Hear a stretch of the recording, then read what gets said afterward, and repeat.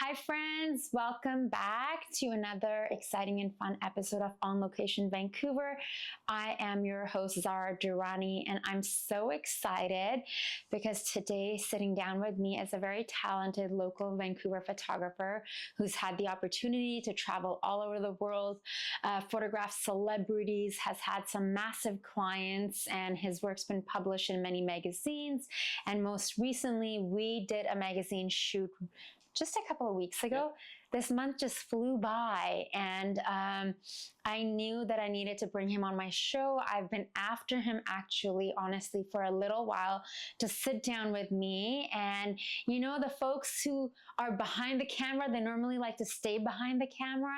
But I was like, listen, Aaron, Aubrey, you're gonna sit down with me because we have some great content from this recent cover shoot we did at the D6, which we're gonna share footage with everyone. And I just want to highlight you and your story. So welcome to the show, Aaron Aubrey. Thanks for having me. How's it going? Great. How does it feel to be on the other side of the camera? It's obviously a little weird sometimes, but I'm getting more used to it.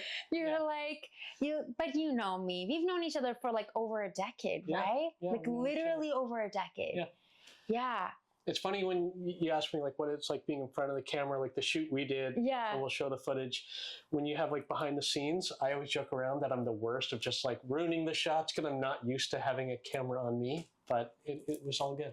Good. Well, now I feel like in today's day and age, like being an artist, whether you're a photographer, makeup artist, like painter, I do feel like it's just so important. Because I think people are curious, right? Because everyone's view on the world is so different. That's why it's like, I was looking at your photos and I was looking at how fast you did the lighting setups and changes.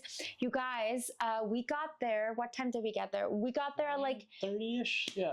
9:30ish. I think you guys arrived 9:30. I got there at like 9:15. We're gonna have evidence so you guys can see what we're talking about. And you know, we had a great hair makeup team, all of that. And we had Claudia, our costume designer, our stylist. She pulled like so many outfits, but we had finalized into 10, you know, from amazing local designers and boutiques. And it was like really fantastic. We got some great looks, but to get 10 looks in, when did we start shooting? Because I don't think we started shooting till almost 10:30. Yeah. Yeah. So, and originally we knew we had to be out of there by 2. So like we kind of tried to push it to like 3, but we finally wrapped up by 4. To do like 10 looks with wardrobe changes and different setups. It's a marathon. We didn't even drink water. No, I'm used to that. You just kind of go all day and don't stop. You go a little bit crazy, and then when it's done, you're like, wow, I just went for like 6 hours straight. So I remember when we were shooting here, you would just get ideas and you're like moving things around. You're going behind the door and all the images that are not even edited. And I'm just like, how are you so talented? So I think, thank you. I think it's a mix of like, to get to your point of being able to move around and change things a lot. Part of that is what we were joking about earlier, is my weird ADD brain. So it's just like, oh, I have this one, and then my eye will see something else, and it's like, oh, I want to change from here to here to here. And that's sort of the way my brain works. It's just like quickly seeing something and deciding to change it. To your point of like that energy between people when you're working, a little bit of that, I had to work on it. I felt like you have to develop like that sort of brain to think about like, how do I make somebody calm? How do I bring my energy down and to give them confidence in what you're doing and to connect with them on that level, to both like work together and make them realize like, hey, we're working on this together. Don't be nervous. Don't worry about anything. I got it under control, but you're doing great. I think I had to work on that. And a lot of that came from with like, I work with a lot of business people. Yeah. And they're not used to like, they're not used to being in front being of like, the camera. okay, take my picture. I'm ready for my close-up. So that's, I think, where it came from. It's just like working with like normal people as well and just getting them to be good in front of the camera. So. Let's back up a little bit. Like, when did you know you wanted to make art? Like be a photographer, like photograph people, like not just people, but like, you know, like you've taken your camera everywhere with you around the world. Like, I can only imagine that being a photographer, like, do you walk around and you can't turn off your brain and you're like, oh yes, there's like beauty all around me. Yeah, like, So for me, like artistically, I came from doing music first. That's how I moved out to Vancouver, was for music. And then sort of my origin story as a photographer actually was, I'd moved to Japan. This was in 2007. And I got interested in photography. I kind of messed around with film cameras a little bit before that. But the summer before I moved to Japan, I really got interested in photography and bought my first camera when I was there. So I just was walking around this crazy place taking photos of just stuff.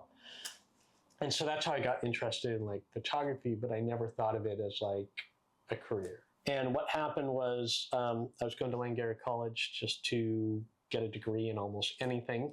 And I took photography as an elective because I was like, oh, easy credits. I get to play with the camera. Yeah. And the professor lent me a book by a guy named Joe McNally, who's a world famous, you've heard of him, right? Joe has photographed me. Okay, there you go. So you know Joe. What?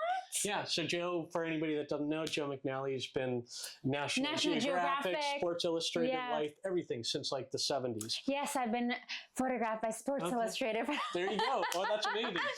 Okay, you're going to have to show me this photo. Yeah. So the professor lent me his book. Yeah. And I was just like, instantly, I was like, this is what I want to do. So I literally dropped out of school and started working for photographers. So that's sort of my origin story as a photographer and what really got me interested in shooting people. I do notice in your photography, there's a lot of use of colors. Like, what does that signify to you? And, you know, because I know some people, it's like very like super opposite. And yours is like, you know, me and Claudia were talking, like Claudia was the costume designer, stylist on the shoot. She's like designed like so many feature films. And we were discussing like your work. Sorry to put you on the spot. But we were like, it's very high fashion and it's very European.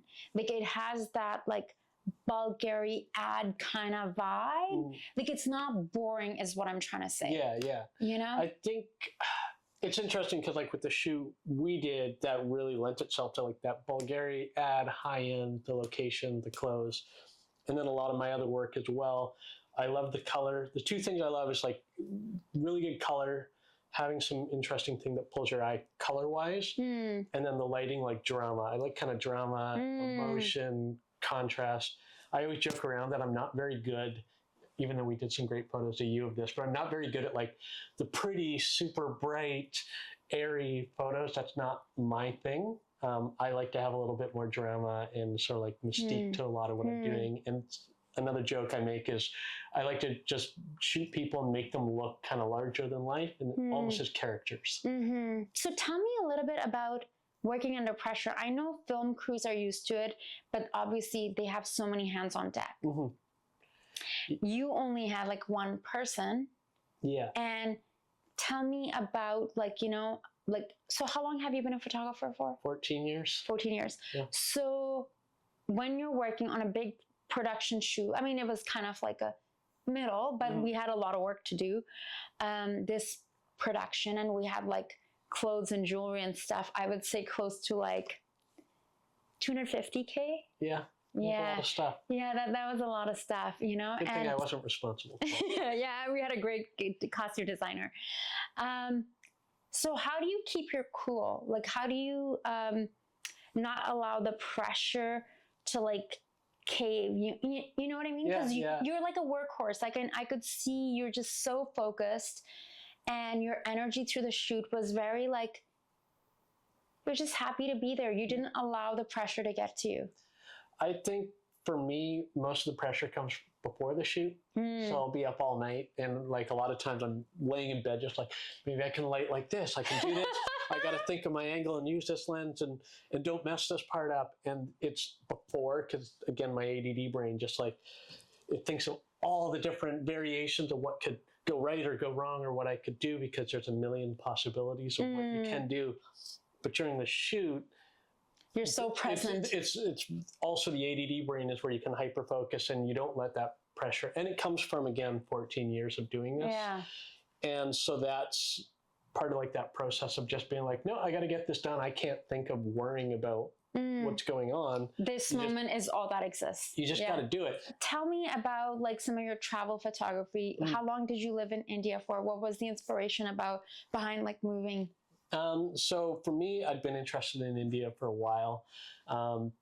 I know I said I didn't get into photography till later, but when I was like 20, a friend and I almost went to India on a trip, and I was like, I'm bringing a film camera, I'm going to bring all this film and just shoot photos. It never happened. But so it's somewhere I wanted to go.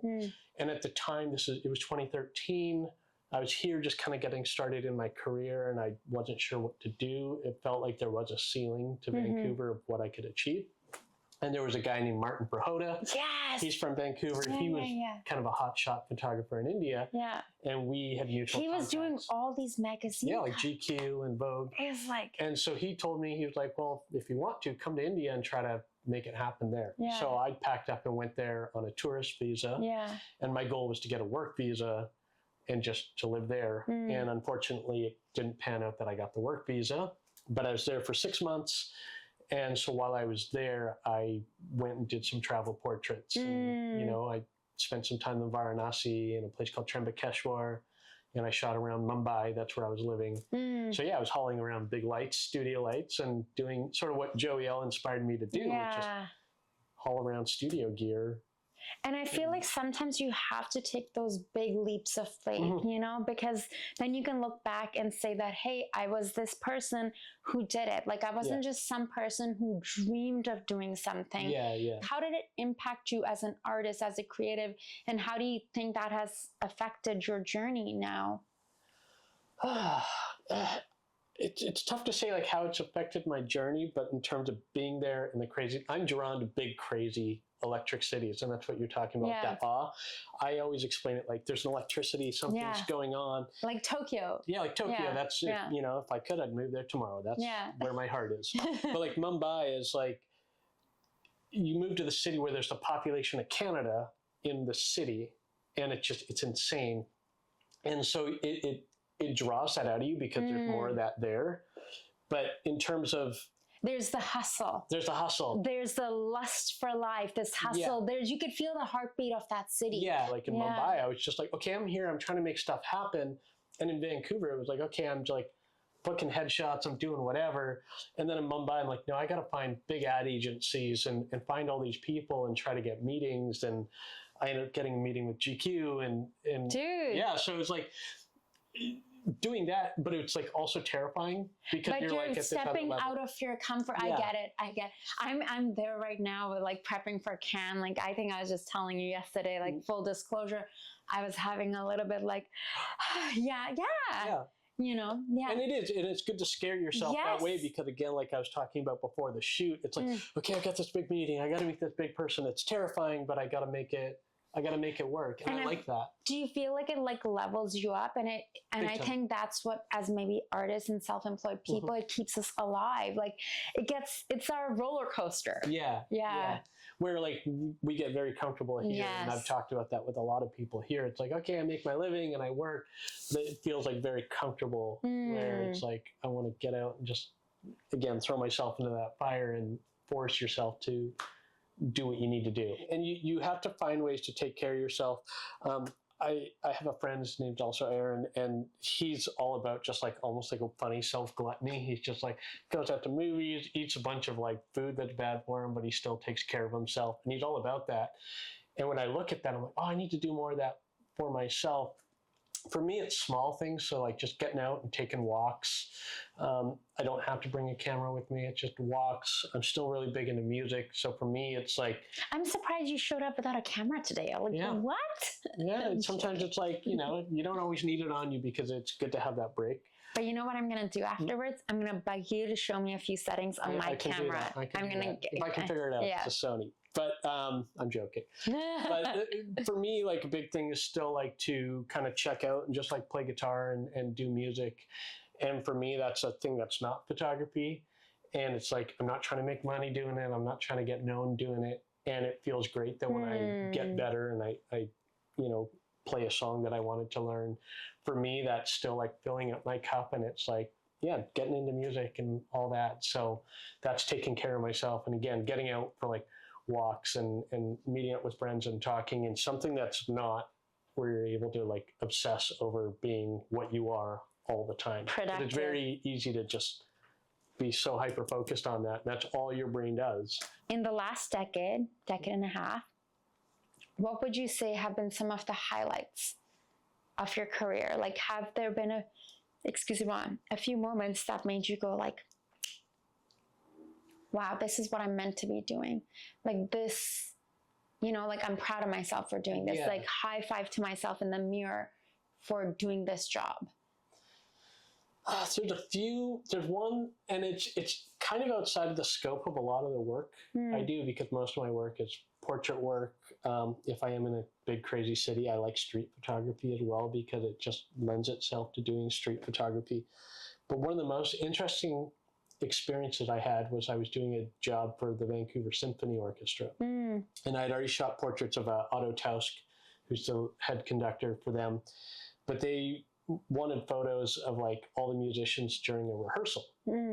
And so we had the whole Orpheum to ourselves, the whole orchestra's on stage playing, and I was allowed to be on stage because they needed photographs of like everybody. And so like I'm in the middle of like the whole string section and they're playing and I'm just shooting. And it was just, again, because I love music so much, it was just so powerful to feel that kind of music like literally around me while I'm shooting. And I was like, it's so incredible that you get paid to do this. I get this, I'm getting paid and I get this opportunity to be here, because as they talk about, like a camera's kind of a passport. It gets you into a lot of places that you wouldn't feel like you'd get access to. And then another one would be photographing a guy named Slug, who's one of my favorite rappers. I grew up listening to him. I have a tattoo of one of his song names on me. What? Yeah, it's on my back, so I'm not going to show it. But yeah, so I got to meet him and shoot portraits of him. And, you know, when I posted the photo, I said like 17-year-old me would not imagine that, you know, 17 years later, or however many years later it was, that I'd get a photograph of him before a show. And so it's those things where it's like, wow, I can't believe you get to do this. I get to do this. Yeah. I know we were talking about this off camera, but what are some projects that you feel like you would love to create or see yourself doing in the future? You know, whether it is like traveling somewhere or just something locally that you'd like to create. I think for me, it'd be more traveling abroad and finding, again, it's sort of informed like by Joey L, like the work he loves doing that I'm very interested in is finding like cultures that are not so modern and sort of documenting them and photographing them and showing that these cultures still exist and understanding how their way of life interacts with what's going on with most modern life. So I'd like to be able to travel and do more travel portraits. And I'd love to, again, as I said before, like big thing for me, my heart's in Japan. It's just a place I love, is to get back there and to shoot some portraits of like, just like a lot of the artisans and creators there, because a lot of them are older and it's tradition that's been around for a long time and it's slowly fading away. And so just to document those people and what they create in the spaces that they do it. So that'd be kind of a big thing for me, is just more travel portraits. Yeah. And it sounds like it's like storytelling through photography. Yeah. Like it's not just like, okay, I'm going to, you know, take their pictures. Like I guess I'm more aware of that now more than ever, that, you know, to not just take someone's photo, but like getting to know them, because it's such a personal but maybe intrusive experience of like, especially when I see like these images that come out of these different countries, like different places around the world, which for here in North America can be very exotic, that how can you honor them and their culture and their story while, you know, and part of that is like getting to know them and, you know, like you're immersed and respecting like wherever you're visiting. And it's not just like showing up and snapping a photo and then leaving and doing that. You want to sort of build a relationship with them. And that's what I'd really like to do, is like go somewhere where I can be sort of embedded with some people and meet them and learn about them and then photograph them. So there's that. It's not just like, oh, taking a photo of this person, right? And as I always joke around, like here, and you get into the celebrity thing or whatever, or even models or even business people, it's like, sure, it's great to photograph pretty people in nice locations, but there's only so much story to that. And for me, it's more about like finding these other cultural cultures aspects, and people and other places around the world. Is like that really kind of tugs at me. It's like, that's what I really like to do. What makes a good photographer? What makes a good photographer? There's a lot of things, I guess, that make a good photographer. Obviously, connecting with your subjects if you are shooting people. If you're a street photographer, I guess it's being able to find the right moments, the right light. Having patience. You got to be able to not get in your head. You're going to shoot a lot of bad photos. I always joke, like, you're going to shoot a lot of crap to get a couple good photos. And so it's a matter of working through the process, being able to go through the process of like, like when we were shooting the shot in that cream beige outfit. Yeah. My first couple of frames were like, the light was bad. I didn't like where my camera was. Because it was a little blown out. Well, yeah, and it was just like my camera angle sucked, but it was like, okay, maybe change here, okay, this works. Yeah. And that's part of being a photographer, is the process. That's what makes a good photographer. It's great. A lot of people say this, but great photographers don't take photos; they make photos. What's the difference? Well, taking a photo, it's just like click, click, right? But making a photo is being a little more intentional with, where's my light going to be? Like, really, what's a good angle to use? What pose works well? Do I need to throw in another light here or not? Or does this outfit work with this background? So it's being intentional with all the little parts of your photo. That's what makes a great photographer, right? So it's about making photos. Which makes me think of, I think you did this a few times during our shoot, and I don't think we'd worked like this before. Correct me if I'm wrong, that the first time we worked together was when I was designing like Rasha's shoot. Yeah. I like coached her how to pose and put the whole thing together. That was the first time we worked together. And in my opinion, your work from then to now is like, from my point of view, I don't know, but those photos, like, we did artistic, but there was like commercial elements. And then I don't think you and I had worked together until the shoot here. Didn't we shoot once? No, we also shot some stuff around the art gallery. There was a photo on my website for the longest time. Oh, we did! Yes. So that was just us walking around shooting natural light. Yeah. For the magazine style pages. Oh, I forgot about that. Those are really good images. Those were amazing images. So it was like 2016, 2017-ish. 2017. Yeah, because I remember I'd just gone back to Japan, I think before or after, around then. So. And this is before I went to Paris for Fashion Week. Yeah, and before I moved there, so good memory. And then we did the photos like here, which I've been like using like crazy, like they're everywhere, because I love the shoot that we did, and we did like so much. But like the first production was this one at D6. Yeah. And I think I was like really blown away. So what I was basically getting at is that in some of the shots, like I could see how you had like a light in the back. And I was like, oh, that's so fascinating, because it makes the photo so much more dynamic. Yeah, and it comes from a couple things. Like, I think you're probably talking about that first outfit we're shooting at, that light, like shooting back at the camera. Yeah. A, it just looks cool and cinematic, like it's that style. Yeah. And B, it's partially also because it started out like, well, back there in the very back of the bar, it's just very dark. And I didn't want it to go that dark. So I set up a light to just brighten up that area. But then again, ADD brain, it's like, oh, if I shoot directly at it, now that gives it that Hollywood celebrity. It just has that look. No, it made it look like this is my home. I'm like, hello. Oh my God. Yeah. Yeah. Like, the whole, it's very cinematic. That's what I think. I think your work is very like, at least, obviously we had a great location, but the lighting is what makes it come alive. It makes it come alive. And part of what you were saying of like, what makes a good photo, or taking that time, it's half problem solving and then half being creative with it. And so even just as an example, I was shooting this actress last week, and I was shooting one sort of style of photo, and I was like, wait a minute, let's do this. And I started to blend in these long exposures, and it's like kind of blurry, and it looks like, she looked at it and she was like, this looks like a crazy movie poster instead of just like me standing being modelly. Yeah.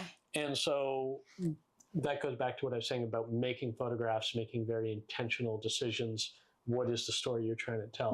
That's what makes a good photographer, is making photos, not just taking them and being happy with what you get and going, oh, it was good enough. And I guess part of it must also be like challenging yourself. Like I remember like when we were here, we were moving things around. You're like, what if we do this? What if we do that? What if we do that?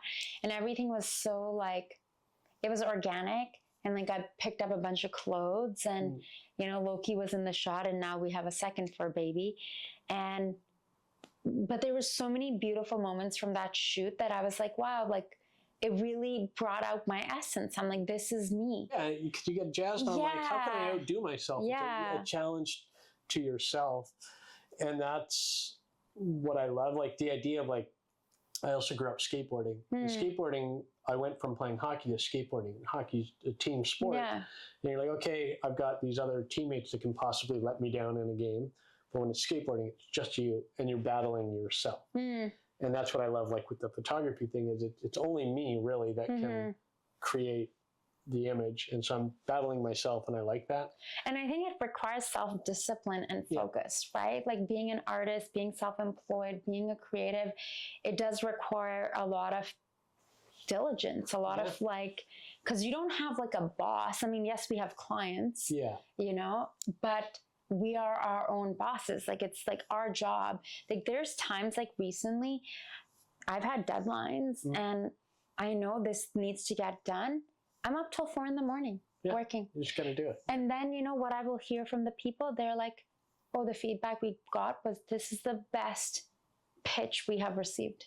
Wow. They were like, this is the best, you know, package that anyone has put together. And I was like, that's great. It's great to hear that when you have put in the work, because you know. And during that, I kept telling myself, because as an artist, it's uncomfortable for me to sit and do all the admin work, the pitching, the proposals. I kept telling myself this mantra: I can do difficult things. I can do uncomfortable things, because for me, I want to lean into that which is easy for me, which is the creative part, putting things together, you know, this. And then when you get the feedback of like, oh, we heard that, like, you know, like they're shocked how much attention to detail was in there. So what advice would you give to aspiring photographers? Create. Just don't be super hard on yourself every time you do create some bad photos, or if the shoot doesn't come out as well as you planned, always use it as an opportunity to reflect and go, okay, maybe this didn't turn out quite the way I wanted to. What can I change for the next time? Seek inspiration from other photographers, but don't aim to copy them exactly. Aim to still be yourself and create what comes out of you, because that's going to be the most honest work that you can create.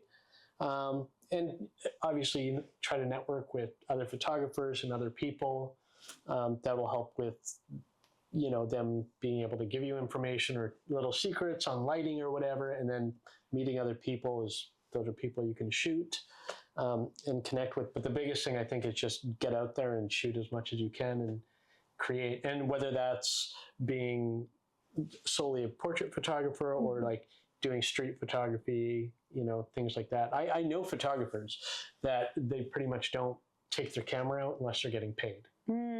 Right? So it's become a job for them. And so the passion, the fire is like gone. And they still maybe have the passion for photography, but it's not like, oh, I need to walk around with a camera and get photos. I think you still need to find that in you. And again, it all depends on what kind of person you are. Yeah. For me, it's like I'm craving just getting out of Vancouver and going somewhere crazy and dealing with that uncomfortability. Yeah, because it fills you up as an artist. Yeah. It fills you up as an artist. And then when you come back, you're looking at everything because I feel like I have way more appreciation for our city and for BC and for being Canadian now more than ever.